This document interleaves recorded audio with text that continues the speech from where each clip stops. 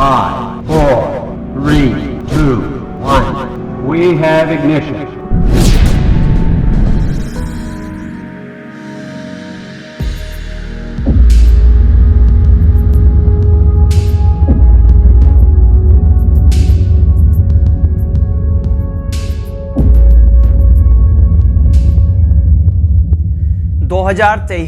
जुलाई 14 time 14:35 IST जगह HDSC Sriharikota. यहाँ से भारत का एक और नया कदम और एक नई उम्मीद एक रॉकेट के रूप में, एक मिशन के रूप में पृथ्वी से चांद तक जाने वाली है। आज से 4 साल पहले चंद्रयान 2 जो पूरी तरह से सक्सेसफुल नहीं हो पाया था, आज फिर से उसे चंद्रयान 3 के रूप में अपग्रेड करके लॉन्च करने जा रहा है इसरो। लेकिन दोस्तों, इन 4 सालों में क्या सच में ऐसा हो चुका है कि हाँ, ये चंद्रयान 3 सक्सेसफुली हमारे जो मेन टारगेट है चंद्रमा की सतह पे सॉफ्ट लैंडिंग करना, उसे वो अचीव कर पाया है? तो इस वीडियो को आपको पूरा देखना होगा, तब आपको पता लगेगा कि भाई यहाँ तक आने में इसरो ने कितनी कठिनाई उठाई है और कितनी दिक्कतों का सामना किया है, तब जाके ये मिशन आगे यहाँ पे हो पाते हैं। और वीडियो में आगे बढ़ने से पहले एक चीज और आपको बताता चलूं, ये जो चेहरा आप यहाँ पे देख रहे हैं, ये चेहरा नया नहीं है। आज चंद्रयान 3 लॉन्च होने वाला है और आज इस चैनल का जन्म हुआ है और आज इस वीडियो का भी जन्म हुआ है। लेकिन दोस्तों, इससे पहले मैं 4 से 5 साल पहले यूट्यूब पर हूँ और मेरा मेन चैनल जिसपे मैं अपने टेलीस्कोप से एस्ट्रोफोटोग्राफी करता हूँ, जिसका नाम सपोज अर्थ है, और कुछ लोग तो यहाँ पे जानते भी होंगे मुझको। अपने उस चैनल पर एस्ट्रोफोटोग्राफी करता हूँ और उस पर मैं ट्यूटोरियल वीडियो लाता हूँ, जिस तरह की इन्फॉर्मेटिव वीडियो लाता हूँ, तो उसमें कुछ लोगों को पसंद आती है और कुछ लोग नहीं देख पाते हैं, जिससे मेरी वीडियोस पे रैंक कम होती है और चैनल थोड़ा डाउन यहाँ पे चलता है। इसलिए मैंने सोचा एक अलग चैनल बना दिया जाए, जिसे मैं ऐसी एक्सप्लोर का नाम यहाँ पे दूंगा और यहाँ पे इस तरह की वीडियोस आपको मैं दिया करूंगा। तो आप इस चैनल के साथ साथ उस चैनल पे जाके देखिए, क्योंकि इस पर मैं महीने में 1-2 वीडियो एक्सप्लोरेशन से रिलेटेड मैं आपको लेकर आऊंगा। और मेन चैनल जो है हमारा सपोज अर्थ, उस पे मैं एस्ट्रोफोटोग्राफी करके हिंदी में आपको दिखाऊंगा। और एक चैनल और है जिस पर मैं काम करता था पहले से, टेक चैनल, उस पे थोड़ा सा इशू चल रहे थे तो मैंने उस पे काम करना यहाँ पे रोक दिया। तो समय ना वेस्ट करते हुए शुरू करते हैं आज के इस वीडियो को, जानते हैं इसरो से A to Z की जानकारी जो आज हमारी चंद्रयान 3 तक पहुंच चुकी है। और उन लोगों के लिए मैं बता दूं जो सिर्फ यहाँ पे चंद्रयान 3 के बारे में जानने आए हैं, तो मैं आपको टाइम बता रहा हूँ, आप यहाँ पे जंप कर सकते हैं और उसे देख सकते हैं। लेकिन जो यहाँ पे डीपली समझना चाहते हैं कि हाँ भाई, एक्चुअल में जितना संघर्ष यहाँ पे इसरो ने किया है, क्या उसके हिसाब से आज का जो ये मिशन है ये डिजर्व करता था या नहीं करता था। और कुछ लोगों के लिए सबक भी होगा जो कहते हैं ये मिशन सब वेस्ट ऑफ मनी होते हैं। जो यहाँ पे देखेंगे वो इसे समझेंगे, वो उनको यहाँ पे बोल पाएंगे कि भाई जो भारत यहाँ पे कर रहा है अपने भारत के विकास में, स्पेस की रेस में, वो एक बहुत बड़ा महान कार्य है। और हमारी जो इकोनॉमी है ये इतनी ज्यादा बढ़ चुकी है और हमारा भारत कम बजट में ऐसे ऐसे स्पेस लॉन्च यहाँ पे कर देता है। तो चलिए शुरू करते हैं आज के इस वीडियो को।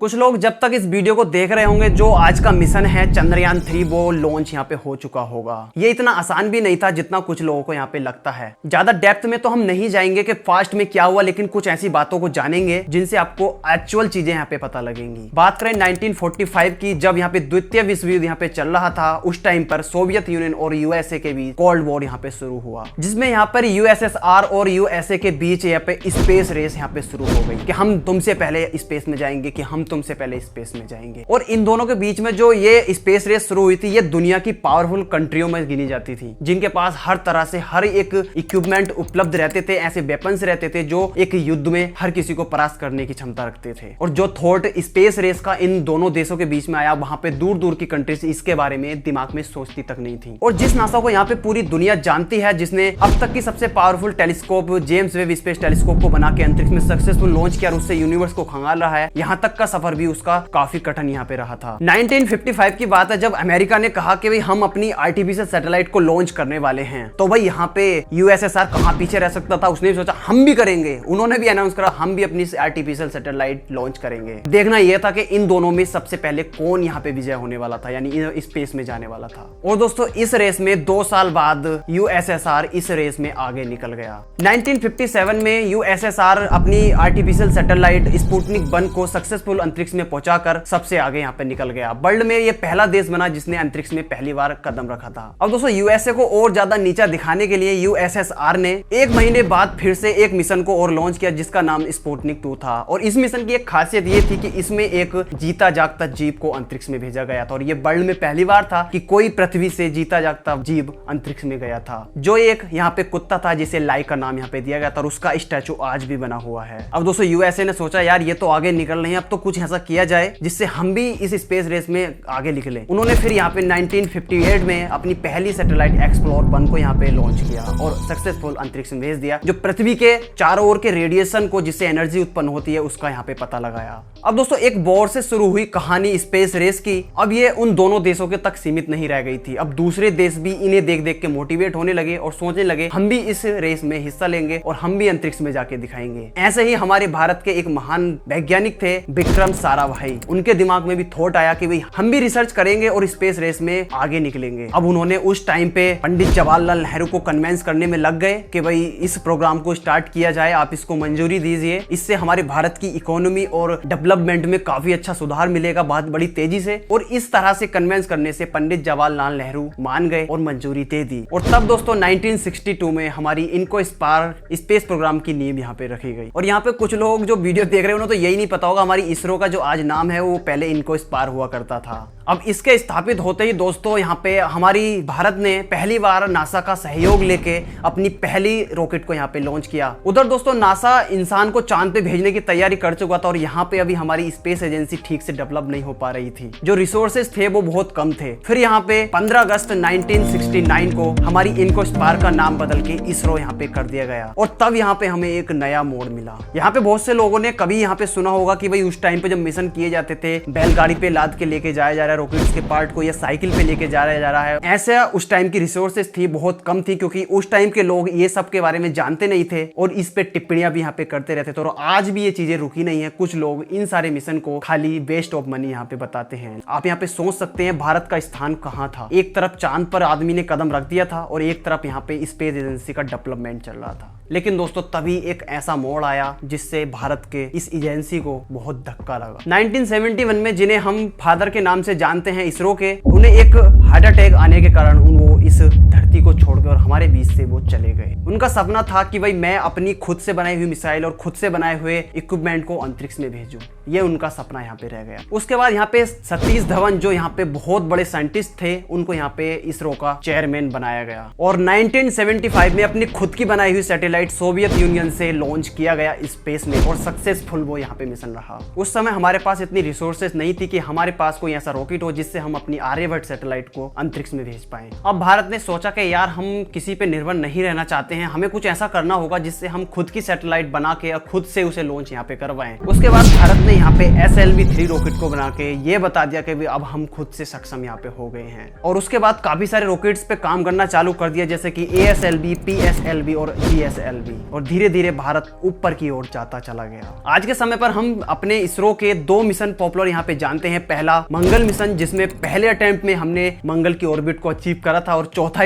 देश बना था मंगल तक जाने में। दूसरा यहाँ पे चंद्रयान 2 को जानते हैं जो 2019 में किया गया था और वो पूरी तरह से सक्सेसफुल नहीं हो पाया था, जिसका अपग्रेड वर्जन आज यहाँ पे लॉन्च होने वाला है। आप यहाँ पे सोच सकते हैं अगर उस टाइम पे विक्रम साराभाई ने पंडित जवाहरलाल नेहरू को कन्विंस नहीं किया होता तो आज हम इस वाली जो स्थिति पर आए हैं शायद अभी यहाँ पे नहीं पहुंच पाते। इससे पहले दोस्तों इसरो यहाँ पे 2 मिशन कर चुका है, चंद्रयान 1 और चंद्रयान 2। चंद्रयान 1 22 अक्टूबर 2008, शायद आप में से कुछ वीडियो देख रहे होंगे, उनका शायद उस दिन जन्म भी यहाँ पे हुआ होगा। इसरो ने यहाँ पे सतीश धवन स्पेस सेंटर हरिकोटा से 22 अक्टूबर 2008 को चंद्रयान 1 को PSLV XL रॉकेट के द्वारा लॉन्च कर दिया और 23 दिन बाद 14 नवंबर 2008 को मून की कक्षा में वो पहुंच गया। यहाँ पे इस मिशन के 2 मेन पार्ट थे, एक ऑर्बिटर और एक इंपैक्टर। 14 नवंबर को इंपैक्टर को ऑर्बिटर से अलग करके साउथ पोल पे भेजा गया और वहां पे इंपैक्ट कर दिया गया, यानी कि टकरा दिया गया। जिस टकराव से यहाँ पे गड्ढा बना, उस टकराव से पता लगा कि वही चांद की सतह के नीचे पानी मौजूद है और भारत पहला ऐसा देश बना जिसने चांद पर पानी की खोज की थी। उसके बाद उस इंपैक्ट वाले गड्ढे को यहाँ पे जवार पॉइंट नाम इसरो द्वारा दिया गया। इस मिशन को ऐसे डिजाइन किया गया था कि भाई ये 2 साल चल पाए, लेकिन ऐसा नहीं हुआ। कुछ तकनीकी खराबियों की वजह से कनेक्शन टूटा और 10 महीने 6 दिन के काम करने के बाद ये मिशन ब्रेक हो गया। अब दोस्तों इस सक्सेसफुल मिशन के बाद इसरो ने रसिया के साथ चंद्रयान 2 पे काम करना स्टार्ट कर दिया, जिसमें यहाँ पे भारत का काम था कि वो रोवर बनाएगा और एक ऑर्बिटर बनाएगा, और यहाँ पे रसिया का काम था कि वो उन्हें एक लैंडर बना के देगा। इनके नाम अभी निर्धारित नहीं किए गए थे। चंद्रयान 2 को 2013 में लॉन्च किया जाना था, लेकिन दोस्तों ऐसा नहीं हो पाया। समय पर रसिया हमें लैंडर बना के नहीं दे पाया, उनकी किसी तकनीकी खराबियों की वजह से। अब इस मिशन का जो शेड्यूल रखा गया वो 2016 में रखा गया, और उस तारीख पे भी यहाँ पे रसिया नाकाम हो गया उस लैंडर को प्रोवाइड कराने में। अब भारत ने ईगो पे बात आई कि यार अब क्या ही किया जाए, ऐसे तो हम किसी के रोकने से हम रुकते नहीं रहेंगे, हम तो बहुत पीछे जा रहे हैं। उन्होंने फिर खुद से ही यहाँ पे लैंडर बनाने का प्रोग्राम यहाँ पे बनाया, जिसे हम विक्रम लैंडर के नाम से जानते हैं। विक्रम साराभाई के नाम पे रखा गया था। अब दोस्तों यहाँ पे विक्रम लैंडर के बनने के बाद इस मिशन को तैयार किया गया और सोचा कि इसे 2018 में लॉन्च कर दिया जाए, लेकिन टेस्टिंग के दौरान यहाँ पे पूरी तरह से सेटिस्फेक्शन नहीं मिला। इस मिशन को और आगे डिले कर दिया गया। फिर दोस्तों एक तारीख यहाँ पे निकल के आई 22 जुलाई 2019। ये तारीख ऐसी थी, भारत का लगभग बच्चा जानता था कि आज के दिन यहाँ पे चंद्रयान 2 लॉन्च होने वाला है, और यहाँ पे GSLV M3M1 रॉकेट के द्वारा चंद्रयान 2 को रवाना कर दिया जाता है अर्थ की ऑर्बिट में। अब यहाँ पे चंद्रयान 2 पृथ्वी के चक्कर लगाएगा और उस वेलोसिटी को प्राप्त करेगा जिससे वो चंद्रमा तक पहुंच पाए। 13 अगस्त को चंद्रयान 2 अपनी पृथ्वी की ऑर्बिट छोड़ के चंद्रमा की तरफ रवाना हो जाता है और 7 दिन के बाद चंद्रमा की ऑर्बिट पकड़ लेता है। अब यहाँ पे 10 से 11 दिनों की मेहनत के बाद इसरो ने अपने इस ऑर्बिटर के साथ साथ लैंडर को स्टेबल बनाया, और जब उन्हें लगा कि हाँ यहाँ वाली ऑर्बिट ठीक है, और उसके बाद यहाँ पे डिटैच कर दिया लैंडर को ऑर्बिटर से।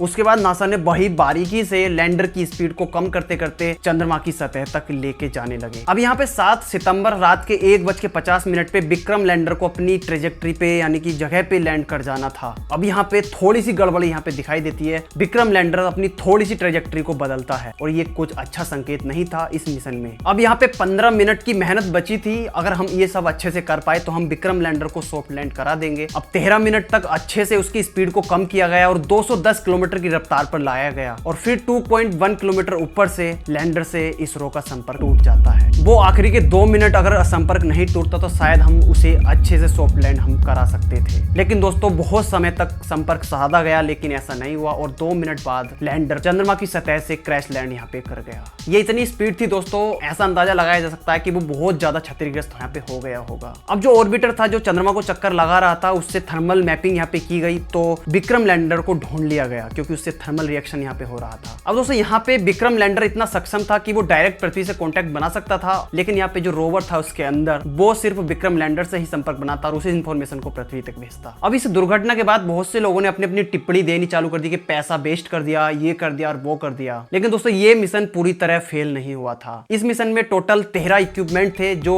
चंद्रमा को स्टडी करने वाले थे, जिसमें से 8 ऑर्बिटर में लगे थे और 5 यहाँ पे उस विक्रम लैंडर के साथ में थे। विक्रम लैंडर के साथ 5 इक्विपमेंट तो खराब हो चुके थे, लेकिन 8 जो हमारे पास इक्विपमेंट थे वो ऑर्बिटर में अभी भी यहाँ पे काम कर रहे हैं। और अब ठीक 4 साल बाद इसरो ने फिर से यहाँ पे चंद्रयान 3 के रूप में इसे पूरी तरह से अपग्रेड करके, जिसमें बहुत सारे सुधार किए हैं, इसे आज लॉन्च करने जा रहा है या लॉन्च भी कर चुका है। चंद्रयान 3 चंद्रयान 2 से कितना अपग्रेड है वो मैं आपको थोड़ा सा डिटेल में बता देता हूँ, जिससे आपको पता लगेगा कि हाँ इसमें कुछ सुधार हुए हैं। इसमें दोस्तों जो लैंडर है उसको अपग्रेड किया गया है। कैसे? सबसे पहले उसकी जो लेग्स हैं उसको इतना पावरफुल बनाया गया, पहले से अच्छा यहाँ पे बनाया गया। उसके बाद उसकी फ्यूल कैपेसिटी को बढ़ाया गया है, और यहाँ पे पहले सॉफ्टवेयर से इसे अपग्रेड करा गया कि अगर हमें लोकेशन भी बदलनी हो लैंडिंग की तो उसे भी हम बदल सके। और जिस लोकेशन पे जाके हमारे पहले वाले विक्रम लैंडर से संपर्क टूटा था, उस लोकेशन पे यानी 2 किलोमीटर इसकी रेंज बता दी गई है कि अब 2 किलोमीटर जैसे ही सतह के पास पहुंचेगा तुरंत से इसके जो सेंसर्स हैं वो एक्टिव हो जाएंगे अपने काम करने के लिए। अब यहाँ पे एक और अपग्रेड किया गया है। विक्रम लैंडर के साथ में एक प्रोपल्शन मॉड्यूल भी भेजा गया है, जिसे हम IDSN के नाम से जानते हैं, यानी कि इंडियन डीप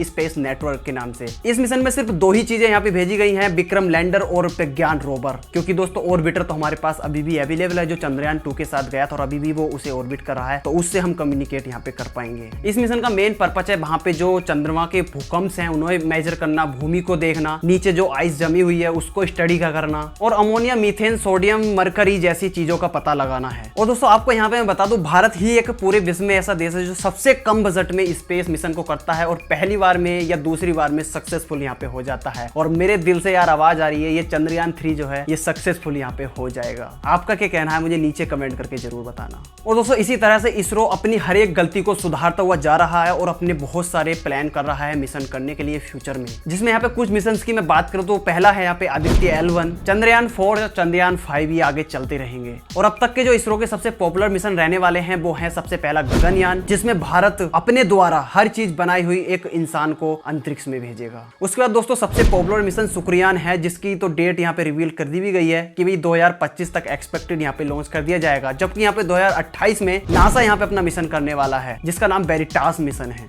तो धीरे धीरे इन सारी चीजों को सुधार के हमारा इसरो आगे बढ़ रहा है और हमें एक नई उपलब्धि दे रहा है और नई जनरेशन को हमारे भारत में एक अच्छा संकेत यहाँ पे दे रहा है। अब उन लोगों के लिए सिर्फ एक सवाल है जो यहाँ पे वेस्ट ऑफ मनी बोलते हैं, क्या इसरो के इस मिशन के करने से हमारी भारत की इकोनॉमी घट रही है या बढ़ रही है? भारत ने बहुत अच्छा योगदान दिया है जिससे भारत एक ऐसी उपलब्धि पर खड़ा है जहां पर भारत का नंबर 6 यहाँ पे स्पेस एजेंसी में आता है। तो अब आप क्या कहेंगे, गौरव की बात है या नहीं? फिलहाल मैं और आप आशा कर सकते हैं कि ये मिशन हमारे भारत का सक्सेसफुल यहाँ पे हो जाए। और इस वीडियो की पूरी इंफॉर्मेशन में उन लोगों को पता लग गया होगा कि भारत ने कितना संघर्ष किया है स्पेस रेस में। तो दोस्तों इस तरह की इंफॉर्मेशन जानने के लिए अपने चैनल को सब्सक्राइब कर सकते हैं। अगर आपको एस्ट्रो फोटोग्राफी वीडियो पसंद है अपने दूसरे मेन चैनल पर जाइए जिस पर मैं एस्ट्रो फोटोग्राफी करता हूँ अपने टेलीस्कोप से। आशा करता हूँ दोस्तों यहाँ पे मैंने जो जानकारी दी है वो ठीक दी है। कुछ गलतियां रह गई होंगी तो मेंशन कर देना कमेंट में, उन्हें मैं आगे इंप्रूव यहाँ पे कर लूंगा। तो चलिए दोस्तों आज की वीडियो में इतना ही था। मिलेंगे किसी एक नई रोमांचक एक्सप्लोरेशन वाली वीडियो में, तब तक के लिए थैंक यू, जय हिंद, वंदे